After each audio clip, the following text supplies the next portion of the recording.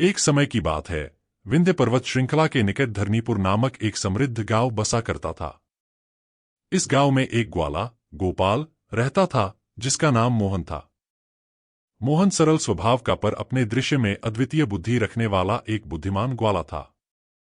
उसे अपने गांव और अपनी गायों से बहुत प्रेम था और वह सभी गांव के लोगों का आदर करता था।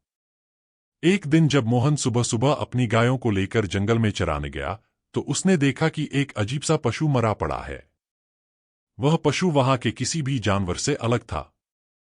मोहन ने अपनी बुद्धिमानी से सोचा कि यह किसी जानवर की और किसी प्राणी की करतूत नहीं हो सकती। वह समझ गया कि यह किसी शिकारी द्वारा की गई हरकत थी।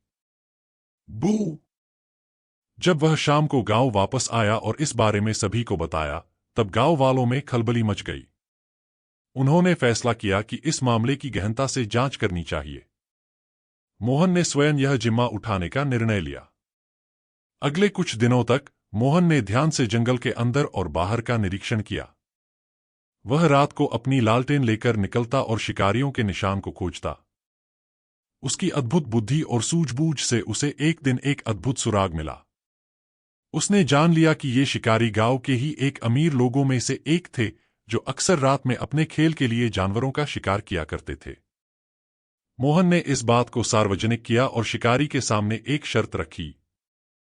शर्त यह थी कि यदि शिकारी ने अपने कर्मों का पश्चाताप किया और गांव की भलाई के लिए काम करना शुरू किया तो वह उसे क्षमा कर देंगे, अन्यथा पूरे गांव और राज्य का कानून उसके खिलाफ कठोर कदम उठाएगा। शिकारी, जिनका नाम दुर्जन सिंह था, ने मोहन की शर्त को मान लिया और उसने अपने बुरे कर्मों को छोड़ दिया। उसके बाद से धरनीपुर गांव में शिकार करने की कोई घटना नहीं हुई। मोहन ने अपनी बुद्धि और साहस से न सिर्फ अपने गांव की रक्षा की बल्कि एक बुरे आदमी को भी सही रास्ता दिखाया।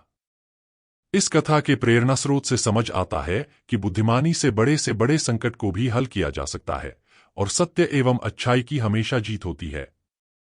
बुद्धिमान ग्वाला, द वाइज शेपर्ड कथा भारतीय लोक कथाओं के संग्रह में एक अमूल्य रत्न के समान है।